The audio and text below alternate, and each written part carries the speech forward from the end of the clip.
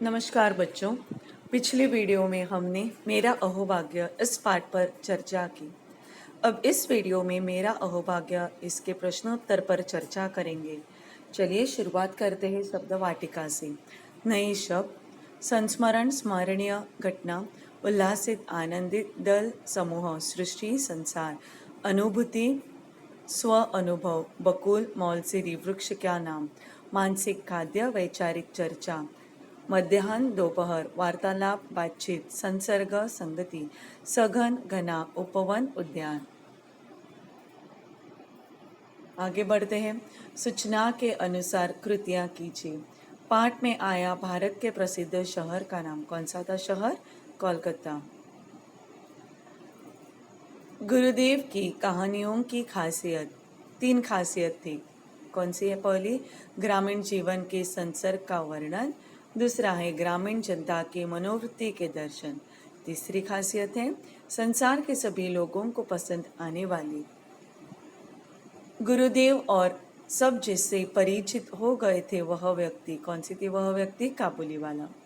गुरुदेव की कहानी की विशेषताएं। 3 विशेषताएं हैं। पहली है लोकप्रिय देश, दूसरी है देश के सभी भाषाओं में अनुवाद, और तीसरा है बच्चों को प्रिय। अतिथि भवन की इमारत। अब यहाँ पे दो विशेषताएं मैंने लिखी है जो अतिथि भवन की थी। पाठ्य पुस्तक में आप पाठ में देखेंगे तो 3 दी हुई है, यहाँ पे मैंने 2 ही लिखी है। आप चाहिए तो कोई भी 2 या और सब 3 लिख सकते हो। पहली विशेषता है बहुत ही सुंदर, दूसरी है बहुत ही बड़ी, और तीसरी है बहुत ही अच्छी। पाठ में आए वृक्षों के नाम। 2 वृक्ष के नाम है। पहला है अशोक, दूसरा है बकुल। पर्यायवाची शब्द लिखिए, यानी कि समानार्थी शब्द, सिनोनिम्स। दल, समूह, मध्याह्न, दोपहर, उपवन, उद्यान, भवन, इमारत, अतिथि, मेहमान, वृक्ष, पेड़, स्वास्थ्य, सेहत। विलोम शब्द लिखिए, यानी कि विरुद्धार्थी शब्द, अपोजिट। पहला शब्द है ग्रामीण। ग्रामीण यानी गांव। ग्रामीण, नगर। प्रारंभिक यानी शुरुआत, अंतिम। खुशी, गम, भाग्य, दुर्भाग्य। संक्षिप्त, विस्तृत, बहुत, कम। आगे बढ़ते हैं। निम्नलिखित वाक्य किसने किससे कहे हैं? पहला है, अब मेरी क्षमता दरबार लगाने की नहीं रही।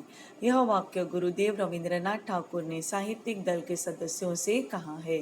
दूसरा वाक्य, आपके मन में काबुलीवाला इस कहानी का विचार कैसे आया?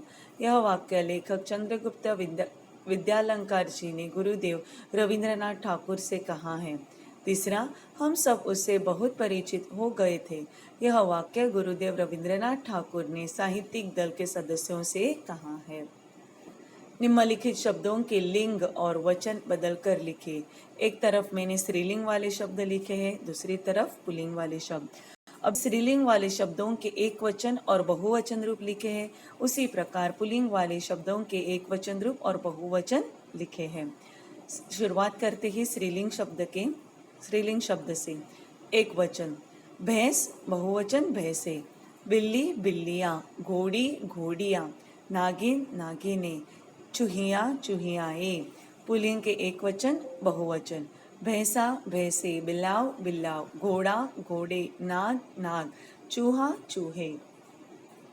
अब बढ़ते हैं गृह कार्य की ओर।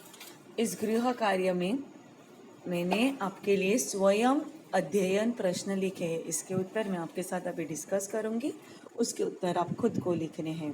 शुरुआत करते हैं। एक वाक्य में उत्तर लिखो। पहला प्रश्न है, साहित्यिक कार्यक्रम कहाँ होने वाला था? साहित्यिक कार्यक्रम शांति निकेतन, कोलकाता के शांति निकेतन में होने वाला था, या फिर शांति निकेतन भी लिखेंगे तो भी सही है, लेकिन वाक्य कंप्लीट एक वाक्य में होना चाहिए। गुरुदेव की कहानियों में किसकी मनोवृत्ति के दर्शन होते थे? क्या है उत्तर? गुरुदेव की कहानियों में ग्रामीण जनता की मनोवृत्ति के दर्शन होते थे। संस्मरण में किस कहानी का उल्लेख किया गया है? संस्मरण में काबुलीवाला कहानी का उल्लेख किया गया है। लेखक आनंद विभोर क्यों हुए?